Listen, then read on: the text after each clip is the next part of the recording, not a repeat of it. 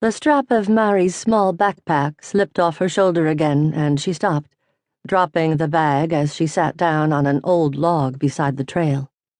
Her hands shook as she fumbled with the strapping. She couldn't allow herself time to think about what she was getting ready to do. She'd done all her thinking, all her planning, before she left home. Home. Had she left home, or come back to it? No more of that. There was no room for doubt. She was very close now. She was sure of it. Not that she had ever been in the Faerie Glen before. There had never been a reason for her to be here. Until now. Still, she recognized it from the stories she'd heard. Kate and Jessie both had described Kate's visit to this place. It certainly lived up to their descriptions. It was cool, quiet, and lush with growth brought about by a wet climate. After almost a decade away, she'd nearly forgotten the odor of a moist woodlands, the smell of green, and the spongy feel of the ground beneath her feet. She stood and hoisted the pack to her shoulder. Breathing deeply, she inhaled the scents of this forest. Memories beat at the door she kept so tightly shut, each one demanding its release. She refused them their exit, just her olfactory system in hyperdrive. She'd read the studies about odor triggering memories. Their conclusions were much more convincing now that she experienced it for herself. The stream widened as she moved deeper into the forest.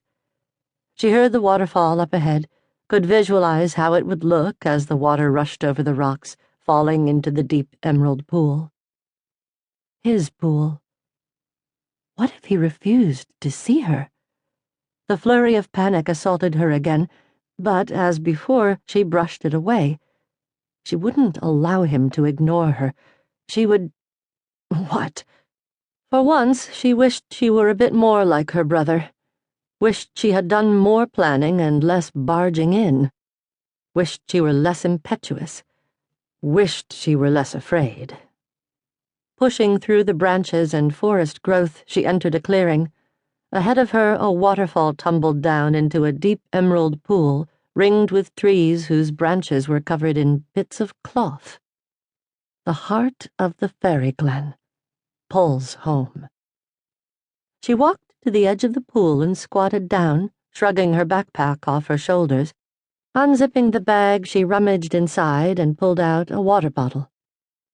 The glen stilled for a moment, silent, as if holding its breath, waiting for her to make the next move.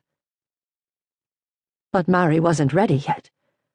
As a woman surrounded all her life by warriors, she had learned a few useful things about battle.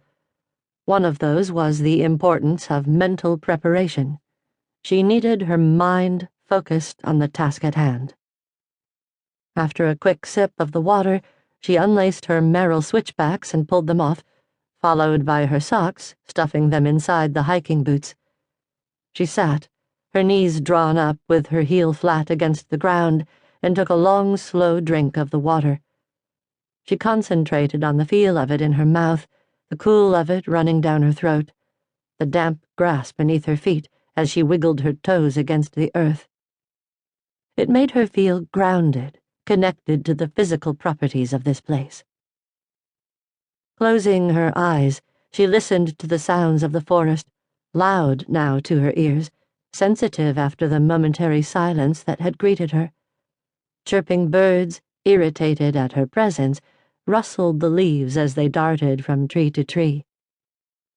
As she opened her eyes, a stray sunbeam filtered through the branches, heavy with their cloth adornments, and glinted off the emerald band on her toe.